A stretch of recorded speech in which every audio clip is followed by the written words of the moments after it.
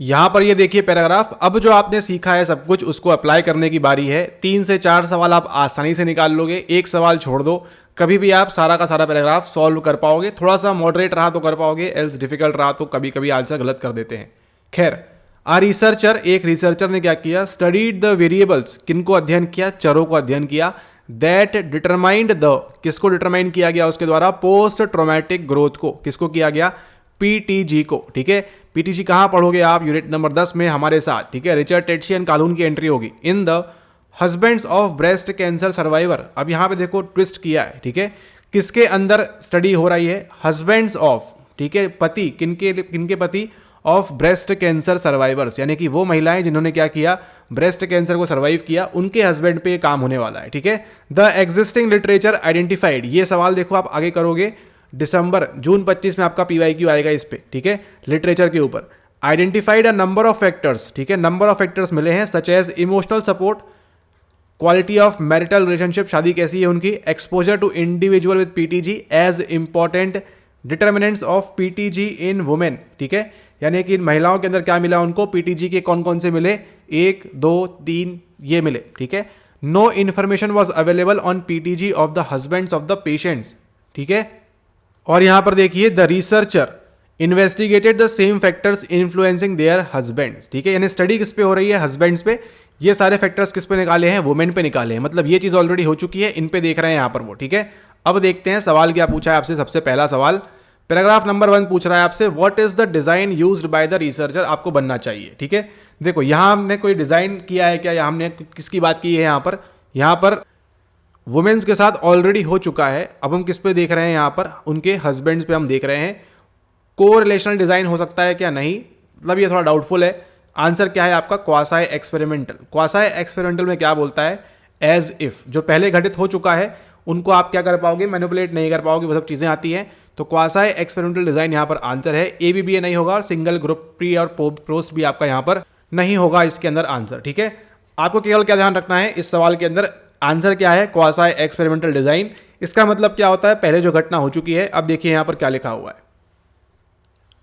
The existing literature identified a number of factors मिले, such as emotional support, quality, exposure as important determinants of PTG in women, यानी कि महिलाओं के अंदर post traumatic growth के बारे में ये 3 चीजें ऑलरेडी मालूम है रिसर्चर को, ये मालूम है, ये मालूम है, ये मालूम है। ठीक है, उसके आधार पर the researcher investigated the same factors, कौन से, 1 2 और 3, इन्फ्लुएंसिंग देयर हस्बैंड। ठीक है, उनके हस्बैंड को किस प्रकार से इन्फ्लुएंस करेगा, ऑलरेडी आप ये वाले फैक्टर्स पे वो यहां पर देख रहा है जो भी यहां पर। ठीक है, तो यहां पे आंसर कौन सा होगा, पहला क्वासा एक्सपेरिमेंटल, इसमें परेशान नहीं होना है, गलत दिया हुआ है।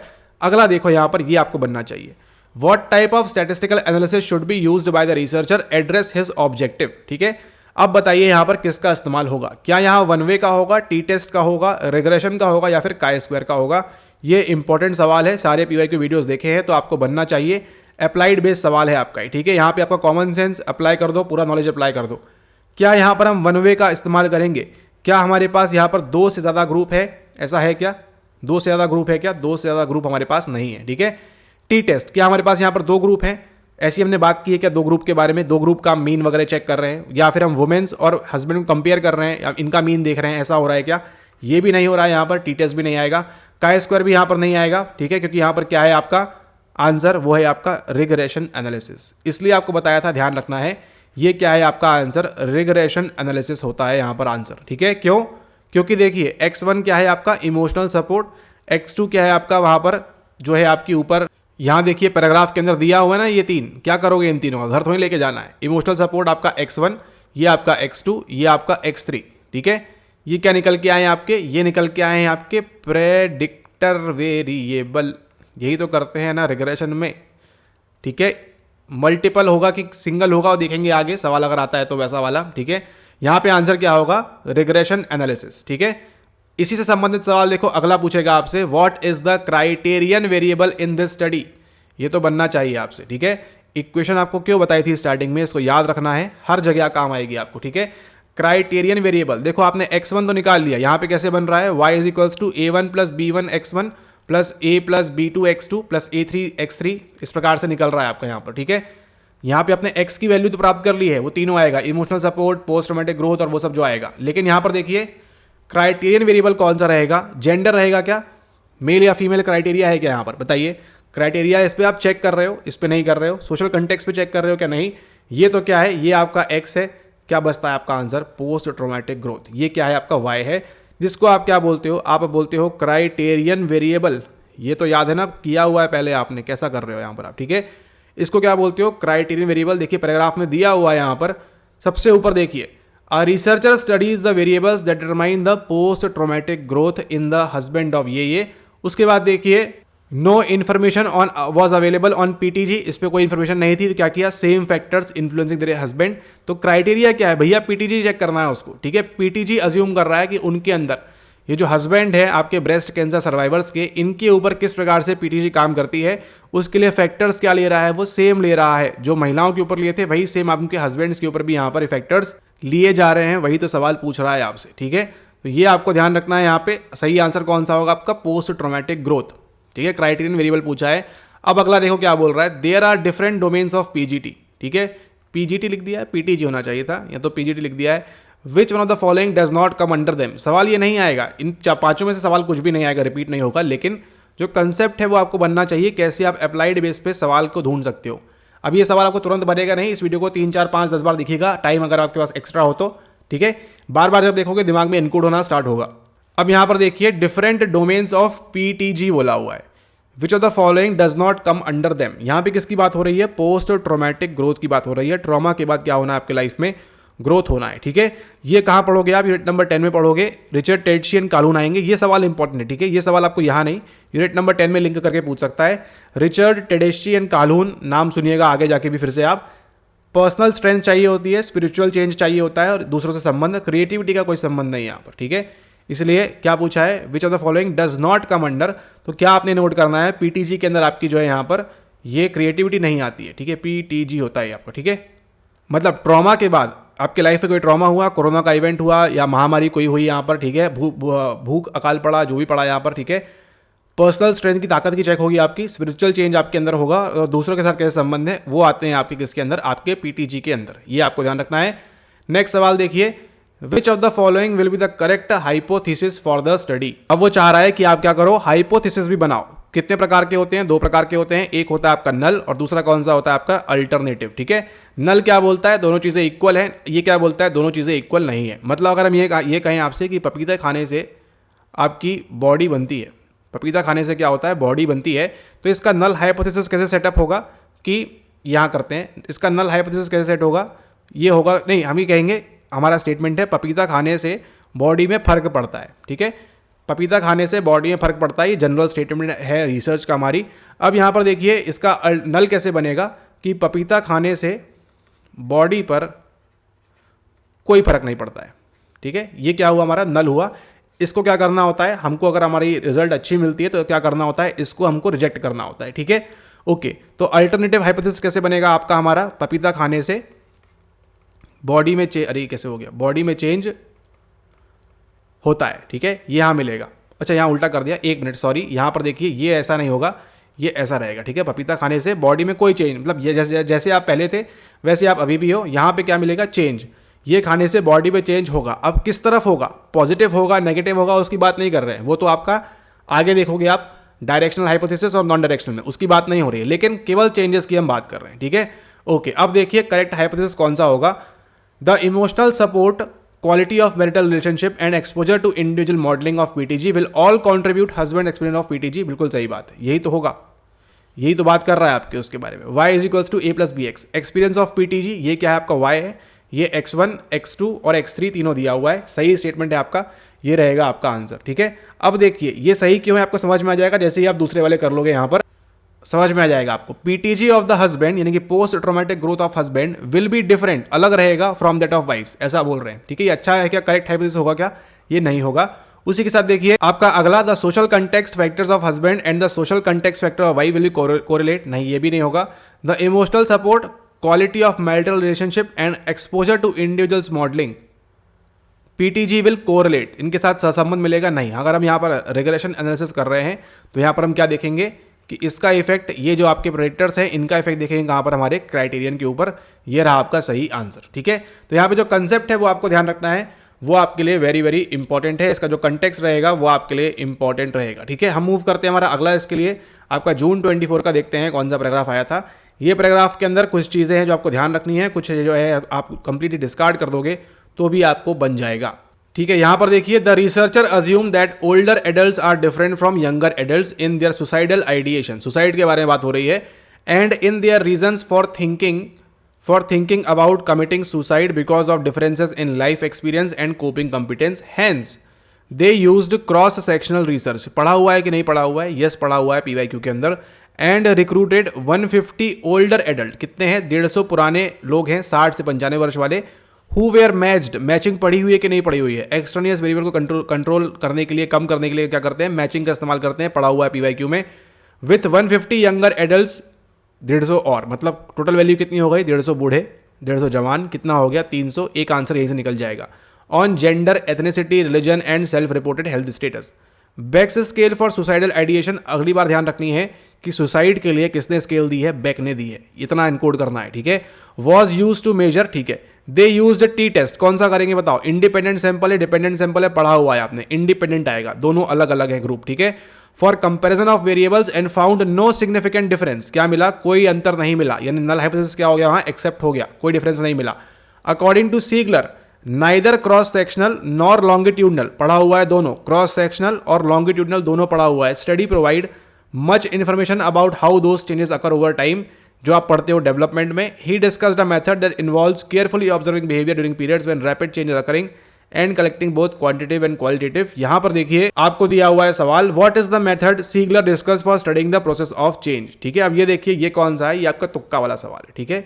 इसका कौन सा है, तुक्का, इसमें आपको लक बेस करेगा काम यहाँ पर, ठीक है। माइक्रोजेनेटिक नहीं है, एक्सो नहीं है, क्रोमो नहीं है, माइक्रो आपका आएगा, ठीक है। ये आएगा, आपको ध्यान रखना है। माइक्रोजेनेटिक मेथड का इस्तेमाल किया गया है किसके द्वारा, सीगलर के द्वारा। इंपॉर्टेंट होगा क्यों, आपने एनकोड करना है इसको, ठीक है। अगली बार आएगा नहीं, लेकिन अगर पूछ लिया कि सीगलर ने कौन सी मेथड की बात की है, जस्ट एक रैंडम क्वेश्चन दे देगा, वहां पे क्या आंसर कर देना आप, माइक्रोजेनेटिक मेथड। अभी देखो मैक्रो, एक्सो, क्रोमो, ये कहाँ पढ़ते हो आप, ये पढ़ते हो आप यूरी ब्रॉन फैन ब्रेनर के इसके अंदर, ठीक है। ये कहाँ पढ़ोगे आप, डेवलपमेंट जब पढ़ाएंगे आपको तब, ठीक है। सोशियो कल्चरल कंटेक्स्ट के अंदर, ये आपका एनसीईआरटी में दिया हुआ है, वो जो इमेज है मैक्सिमम वाली, वो आप उसको ध्यान कर लीजिएगा, ठीक है। ओके, इसके बाद मूव करते हैं हम आगे। आगे देखिए आपका अगला है ये सवाल, when null hypothesis is false and we are accepting it then we make which type of error. क्या बोल रहा है, नल हाइपोथेसिस फॉल्स रहेगा, ठीक है, and we are accepting it then we make which type of error. तो ये देखो पैराग्राफ से कोई संबंध है कि इस सवाल का, कोई संबंध नहीं है, ये केवल कॉमन सेंस है। क्या ध्यान रखना है आपको, रिजेक्ट वन एक्सेप्ट सेकेंड, ठीक है। रियाज ये आपको ध्यान रखना है, रिजेक्ट वन एक्सेप्ट सेकेंड, ये है आपका निमोनिक। अब देखिए जब भी नल हाइपोथेसिस कैसा रहेगा, गलत रहेगा, और हम एक्सेप्ट करेंगे, हम क्या कर रहे हैं, वहां टाइप 2 एरर कर रहे हैं। इसको आप ना हाथ में लिख लो, कहीं भी लिख लो, आप इसको याद कर लो। आपको हर एग्जाम में टाइप 1 टाइप 2 एरर पूछेगा, very very very very very very very very important. आप साइकोलॉजी का कोई भी एग्जाम दो इस लाइफ में, इस दुनिया में, पीएचडी हो, कुछ भी हो, आपको ये अगर सिलेबस में है आपके हाइपोथेसिस वाली बात, तो आपको जरूर पूछेगा आपसे टाइप 1 एंड टाइप 2। इसको आपको कैसे करना है, मतलब पता है, एग्जाम हॉल में घुसने से पहले आप जो है क्या करो, इसको याद करके रख लो एकदम। टाइप 2 में ये होता है, टाइप 1 में होता है। एग्जाम में आपको 99.9 चांस है कि आपको सवाल टाइप 1 टाइप 2 एरर पे मिलेगा, तो फटाक से आप जो है इसको मार्क कर पाएंगे अगर आपने जस्ट पहले पढ़ा होगा तो, ठीक है। जस्ट पहले पढ़ा होगा, रिवाइज किया होगा तो बनेगा आपसे, ठीक है। अब ये वैसा टॉपिक है कि आपको एग्जाम के, आप घुसने वाले हो रूम में, उसके पहले टॉयलेट जा रहे हो, पानी पीने जा रहे हो, कहीं भी आप जा रहे हो, या चाबी खड़ी कर रहे हो, गाड़ी खड़ी कर रहे हो, तब आप जो है तुरंत इसको याद कर लो, आप नहीं भूलोगे, ठीक है। अब देखो एसपीसीएफ याद नहीं करना होता एग्जाम हॉल के बाहर, ठीक है। ना ही आपका ओएपीएलजी इसको समझने का, ठीक है, ना ही आपका पीएओआर, इनको याद नहीं करना है, ये तो नहीं भूलोगे आप, गारंटीड है। लेकिन यहां भूलोगे आप type 1 type 2 error exam panic में, ठीक है। तो जब भी नल हाइपोथेसिस क्या रहेगा, फॉल्स रहेगा, NHF, नल हाइपोथेसिस फॉल्स क्या होगा, और वी आर एक्सेप्टिंग, तो क्या होगा आपका, ये होगा आपका टाइप 2, और जस्ट इसका जो अपोजिट हो जाएगा वो कौन सा हो जाएगा, आपका टाइप 1 हो जाएगा, ठीक है। अभी यहां पर देखो धीरे धीरे इसको एनकोड करना स्टार्ट करो, हम भी प्रयास करेंगे आगे से बोले इसको NHF, ठीक है। Null hypothesis false, null hypothesis false, NHF बोलेंगे तो कौन सा आएगा, आपका टाइप 2 एरर आएगा, और अगर हम एक्सेप्ट कर रहे हैं तो, ठीक है, ताकि आपको रिटेन करने में, याद करने में और आसानी हो। अगला सवाल देखिए, यहां पूछ रहा है आपसे, A potential problem with cross-sectional research is that there may be other variables that are confounded with age. This problem is called, यहां पर क्या है, आपने एक और चीज सीखनी है, इसको आप क्या बोलते हो, इसको आप बोलते हो कोहोर्ट इफेक्ट। ठीक है, इंपॉर्टेंट है आपको, ये आगे पीवाईक्यू में करने मिलेगा। कौन सा है आपका, ये कोहोर्ट इफेक्ट है। ऐसे का ऐसा ही होता है, फैक्ट है आपका। ठीक है, इसको आपको याद करना है। A potential problem with cross sectional research, अब क्रॉस सेक्शनल और लॉन्गिट्यूडनल आपको बनना चाहिए। ठीक है, is that there may be other variables, दूसरे वेरिएबल भी होंगे, दैट आर क्या कर रहे हैं, that are confounded with age, confound कर रहे हैं किसके साथ, उम्र के साथ साथ। This problem is called what, this problem is called your cohort effect. ठीक है, अनुप्रस्थ शोध के साथ एक संभावित समस्या यह है कि उसमें अन्य चर्बी हो सकते हैं जो उम्र के साथ साथ भ्रमित हो सकते हैं, उसको हम क्या बोलेंगे, कोहार्ट प्रभाव, उसको यहां पर हम बोलते हैं। ठीक है, इस समस्या को क्या बोलते हैं, कोहोर्ट प्रभाव इसको हम बोलते हैं। ये आपको ध्यान रखना है, इंपॉर्टेंट रहेगा आपको आगे आने वाले एग्जाम्स के लिए। ठीक है, ओके। अब देखिए लॉन्गिट्यूडनल रिसर्च क्या होती है और क्रॉस सेक्शनल क्या होती है, ये आपको बनेगा। तो अगला जो सवाल है आंसर उसको आप बड़े आसानी से निकाल पाओगे। ठीक है, लॉन्गिट्यूडनल क्या होती है, आप क्या कर रहे हो, एक बच्चे को लिया आपने, ठीक है, वो पैदा होते 0 वर्ष से लेके 80 वर्ष तक उस पर ही स्टडी कर रहे हो, वो कौन सी हो जाएगी आपकी, वो हो जाएगी आपकी लॉन्गिट्यूडनल। आपको देखना है पूरे लाइफ में क्या क्या चेंजेस हो रहे हैं। तो आपने एक बच्चे को या 10 बच्चे को लेके किया।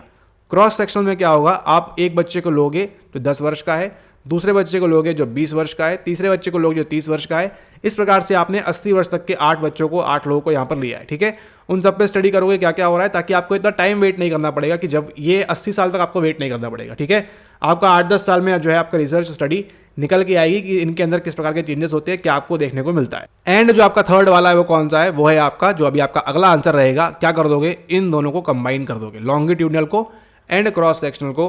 वो देखिए सवाल आपको यहां देखने मिलेगा, ये नहीं, ये देखिए तो क्या बोल रहा है आपसे, the combination of cross sectional, एक मिनट यहां पे कहां गया, ये आ गया, हाँ, the combination of cross sectional and longitudinal research is called.